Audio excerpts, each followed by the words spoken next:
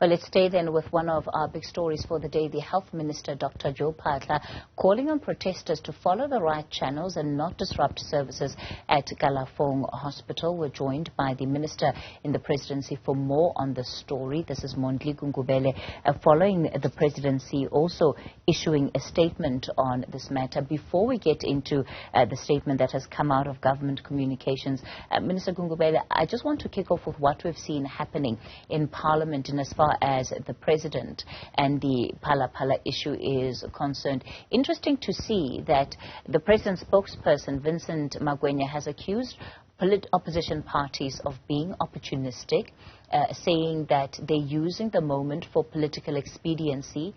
Is that really a fair reflection? All of this would go away if the President was seen to be more transparent and actually answered questions. Well, thanks, Gavi. I do align with what Vincent says, because Parliament is going to just debate. Parliament is going to just cast aspersions on the President, which are not going to be tested. When Parliament has got an alternative, a more useful alternative of the panel that is independent, which is going to produce possibly top judges in the country who have got a track record of independence in adjudication. And Parliament, once that work is done, Parliament will receive a report of something that is a product of testing a lot of evidence out of the table.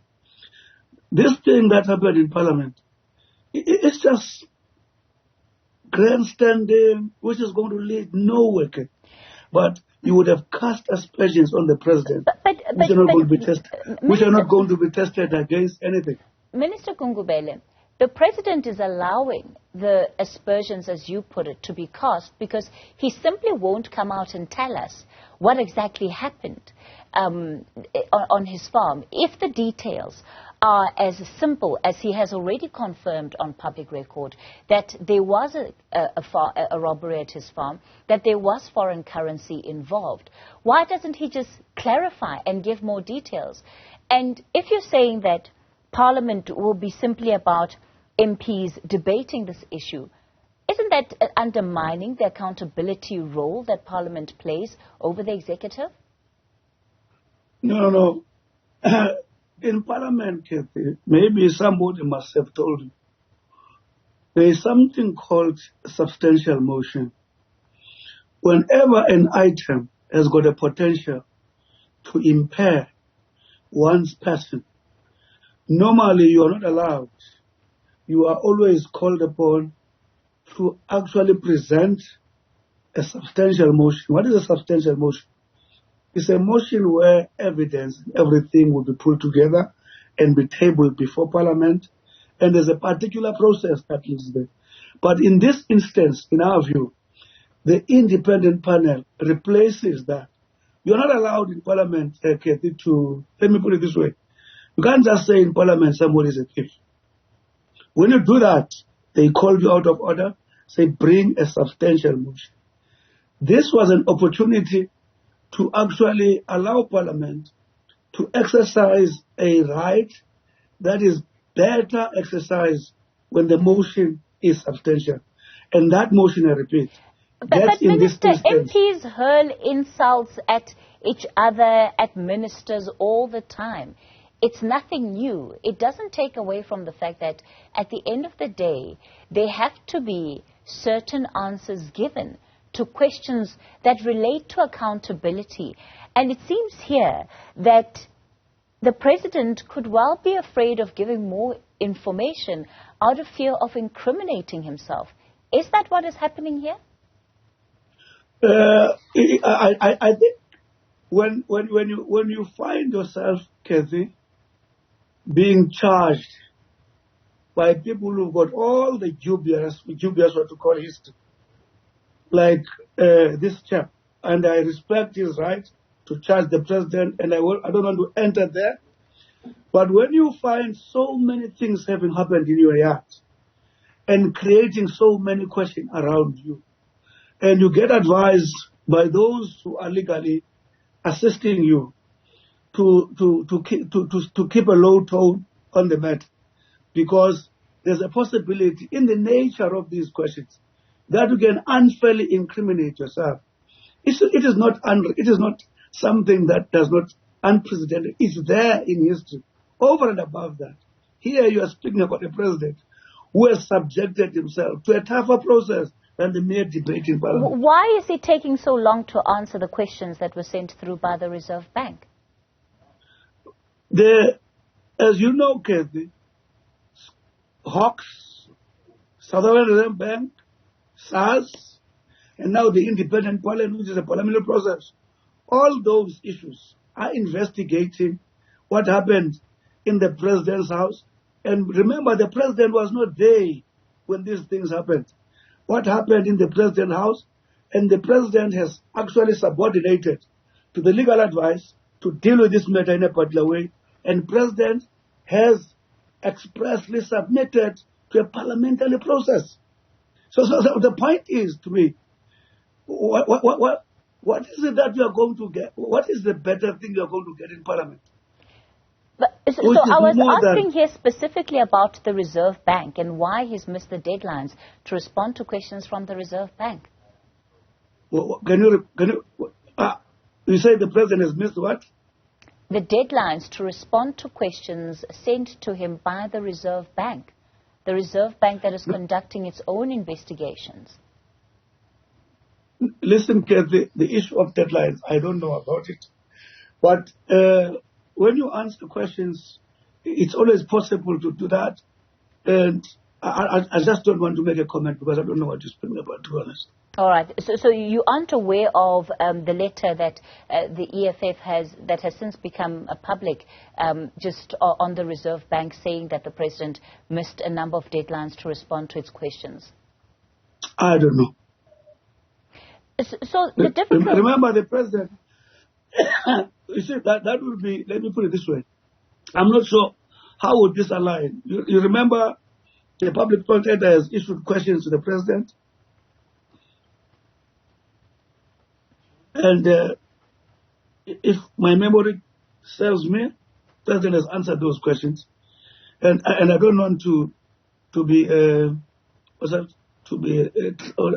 prophet to know why he has missed the deadline in the Reserve Bank. I don't know. But Minister Gungubele, are you saying that you haven't seen at all that the Reserve Bank has given him at least until next week to be able to give answers there? After missing a number of deadlines? No, I haven't come across that. If that is there, I'll be able to get. How seriously is the Presidency taking all of this entire issue? I mean, it doesn't sound like it's been dealt with a great deal of urgency. But how will you show whether the Presidency takes the matter seriously? When none of the deadlines are missed? No. We'll have to check that. At the end of the day, this issue affects the President, and the President is handling it.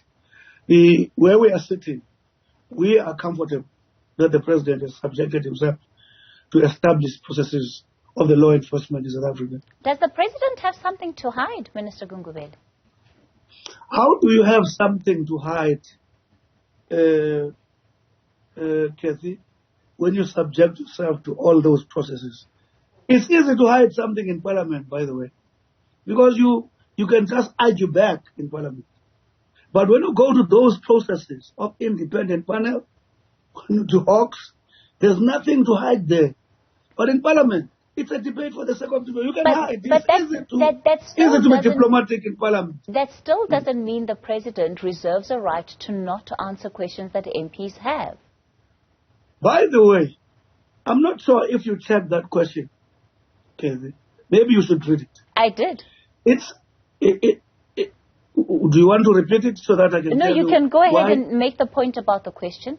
We don't have a lot of time. Okay, Kathy. The question asked is, do you still find it prudent, against all the investigations that are taking place, that you can actually take the nation into confidence? The point I'm making is that the President opted to follow response to the established processes one of the parliamentary one, and all the other ones, Hawks and Reserve Bank. So when you say you've opted to actually follow those, it means you are saying to the one who's actually raising the question, I think it is prudent to follow your established process, which is independent panel, to follow the process of investigation by established institutions of the state. And the point I am making is, I've never seen this desperation. Let me be honest with you. I've never seen a desperation like this about somebody who has subjected himself to the law institutions of the country, of all kinds. Where does this desperation come from? It comes out of a desperation of the fact that the number one citizen of the country has serious allegations made against him and no clarity about what exactly happened on that farm and why there would be any attempts to conceal that robbery. Institutions, to clarify that, unless you say you don't trust these institutions because they are investigating the president. Well, the opposition has been clear on that matter. They certainly don't trust those institutions. These are institutions with a track record in our country. A track record of interference? I'm sure you're not speaking about the president as far as that is concerned. No, you're talking about institutions, and I'm saying that the institutions you're talking about have a track record of interference, political interference for that matter. So are you suggesting that these institutions must stay away and leave the president alone and talk to the public? I'm saying, Minister Gungubele, that Parliament has a right to ask the president questions, and the president cannot exempt himself from answering those questions. The president has not exempted himself from answering the question. That's why he's subjecting himself to a process established by Parliament. All right. I'm going to continue just looking at the situation that has been unfolding, very concerning situation out in Kalafong. And of course, earlier today, the government communications also issuing a statement around the protests that have been taking place there. What are you most concerned about as government in as far as these protests are concerned? You mean the Kalafong issue? Yes, yes. Listen, the call we continue to make on our people is that two wrongs don't give you right. The point is, you do not subject people who are vulnerable, who need care, both in terms of the conventions of the health profession and also world conventions. Even during war, when people need health service, you do not deal with those people based on national prejudice, on political prejudice, on religious prejudice. It's an established convention. It's wrong. And we are advising our people that the fact that this country is dealing with the capacity problem in as far as health is concerned, it does not actually make that which is wrong right. All what we're saying is that there are a number of attempts in as far as dealing with issues of corruption in our country, which have also hollowed some of these institutions. You know what the state captain would have told you about. There's a number of things that we're doing in our country to improve the capacity of the state. There's a lot of issues that we do. But having said that, we are advising our people that our relationship with our neighbors is essential for the survival of South Africa. And we must make sure that we don't do anything that necessarily corrode or erode that. Minister, because we need one another. Just before I let you go very briefly, what role do you think the comments made by the Limpopo Health MEC may have played in emboldening particularly this particular round of protests? Well, I don't want to, again, I'm very careful to think I know what role has played. All I've said, and I keep on saying, and I want to say it today, I have followed the track record of the MEC, one of the hardest working MEC in South Africa, but I continue to support those who say some of the concerns that are genuine could have been expressed in a different platform. All right. We'll leave it there for tonight. Minister in the Presidency, Mondli Gungubele.